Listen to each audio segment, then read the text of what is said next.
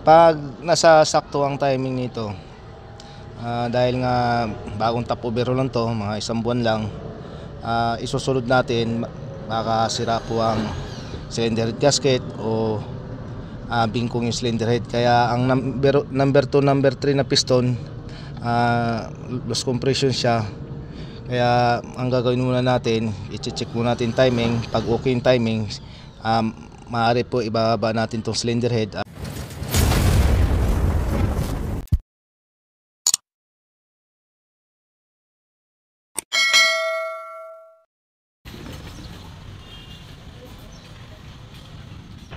May gagawin po tayo ngayon na Master 3. So ang naging problema nito guys, palyado siya, nanginginig ang makina pag umaandar. Ito, kaka-top overhaul lang ng may-ari itong makina na to, mga isang buwan lang. Simula nung ginawa, palya na siya. Sa palagay ko nito guys, check upin natin to una. Pag ito problema na palyado siya, i-check natin ang timing. Baka wala sa timing kasi kino-compression test na namin to, 2 and 3, ano siya, mahina yung compression. Ngayon papaanda rin natin, makikita natin dito kung anong under nito dahil kuha palag yung makina niya.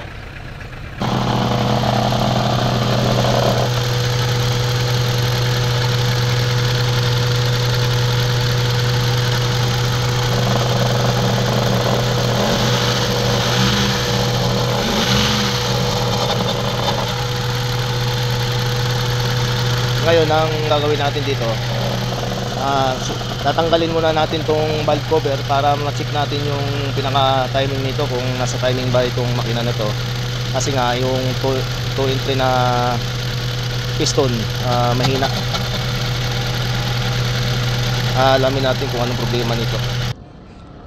Pag nasa sakto ang timing nito, dahil nga bagong top overhaul lang to, mga isang buwan lang, isusunod natin, baka sira po ang cylinder head gasket o bingkong yung cylinder head. Kaya ang number 2, number 3 na piston, loose compression siya. Kaya ang gagawin muna natin, i-check muna natin timing. Pag okay yung timing, maaari po ibaba natin tong cylinder head. Ito guys, na check natin na yung timing. Sa nakikita ko, ayos naman yung timing nya. Bali, gumawa po ako ng sukatan kung nasa timing yung crankshaft, sa crankshaft gear o sa camshaft gear. Dito sa camshaft gear, ayos naman yung timing nya. Tapos dito sa crankshaft gear, ayos naman. So ito guys, ayos naman yung timing. Ngayon ang gagawin na natin talaga dito, tatanggalin natin itong cylinder head at buksan natin para hanapin natin kung saan yung singaw, kung bakit siya nag-loose compression. Kasi dito sa valve tappet, dito sa mga camshaft, ayos naman siya, hindi naman siya tukod. Hindi siya tukod, kaya walang ibang pinagmulan ng sira nito kundi sa cylinder head gasket na. Ang problema kasi nito sa umpisa, kaya pinatop overhaul to ng may-ari dahil nag-overheat. Hindi natin alam, baka hindi nirepis tong cylinder head nito, kaya kung bakit siya sumingaw agad. Maari yung pagitan ng cylinder head gasket, baka doon sumingaw siya. Ngayon malalaman natin pag tinanggal natin tong cylinder head.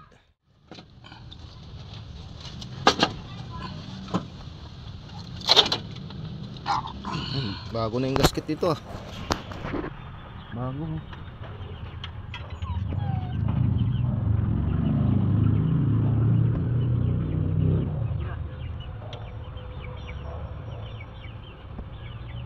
Baka singaw yung yung barbula.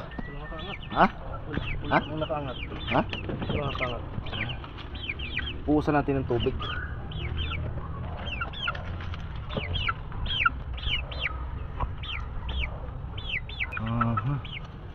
Hanapin natin kung bakit. Sige. Wala.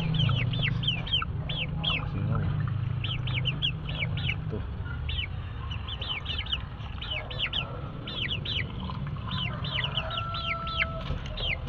singaw.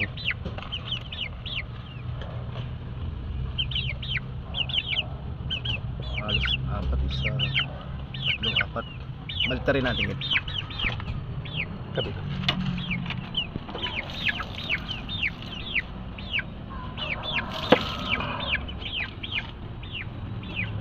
Wala isang waso. Saan? Ay.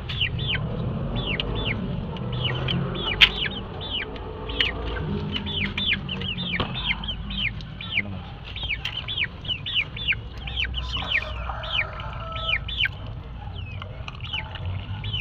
Ano yun?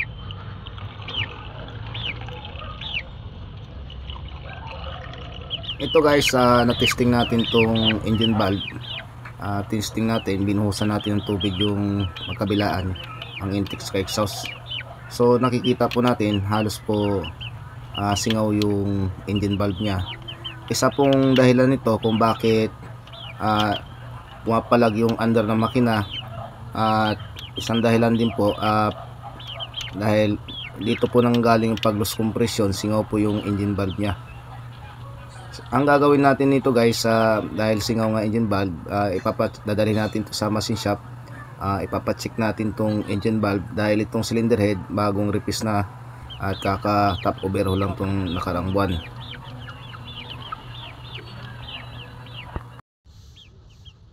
Nakikita natin yung nilapatan ng cylinder head halos pantay naman, pero dito sa ilalim sa may cylinder block medyo parang hindi pantay.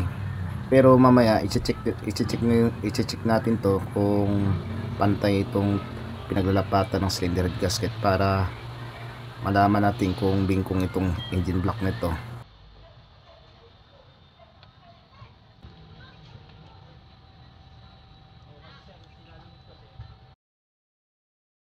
Ito na po yung cylinder head na galing sa machine shop na pina-check natin. Lahat po ng engine valve halos sira na pala. Tulad nito guys, sira na yung mga engine valve niyan. Ito yung dahilan kung bakit sumingaw yung engine valve, dahil dito sa lapatan niya nito sa labi hindi na pantay. Kung papalitan natin ng bago to, masyado mahal.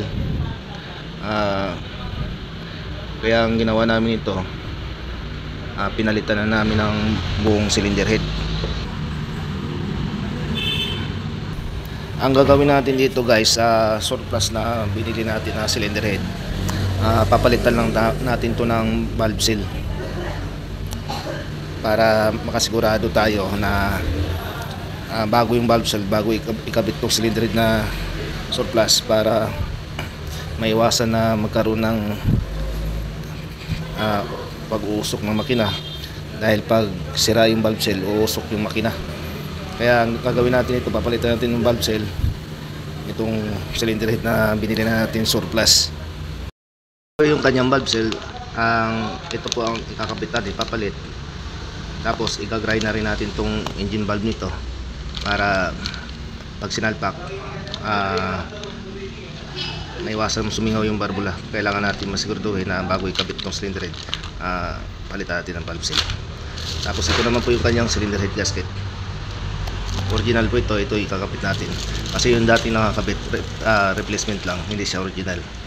Kaya pag magkakabit po tayo, kailangan original yung kakabit natin. Ganito lang po ang ginagawa natin bago natin ikabit yung cylinder head. Dito po natin makikita kung pantay itong pinaglalapatan ng cylinder head. Tulad nito guys, may itim-itim siya natitira, kahit na nililihan natin ng pantay itong pinaka engine block nito.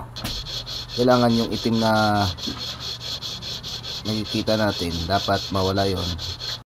So ito guys, natapos na natin i-replace itong engine block. Dapat kakinis bago natin ikabit yung cylinder head, para di po sumingaw yung cylinder head gasket pag kinabit na. Ito na po yung cylinder head na surplus na ikinabit na po natin at kiniming na po at ginuo na po natin. So ito guys, ito yung pinagpalitan natin. Ito yung original na cylinder head. So ito naman po yung surplus na binili natin na nakakapit na. Ngayon guys, papanda rin na natin tong makina na to para malaman natin kung palyado pa ba o hindi na. Ito guys, matining na yung andar niya at hindi na siya palyado at maayos na ang kanyang andar. So yun lang po ang naging problema nito, ang kanyang engine valve, kung bakit nung una kung bakit siya palyado, dahil po sa engine valve na may singaw kaya siya pumalya. So ngayon guys, ayos na itong sasakyan na to at hindi na siya palyado.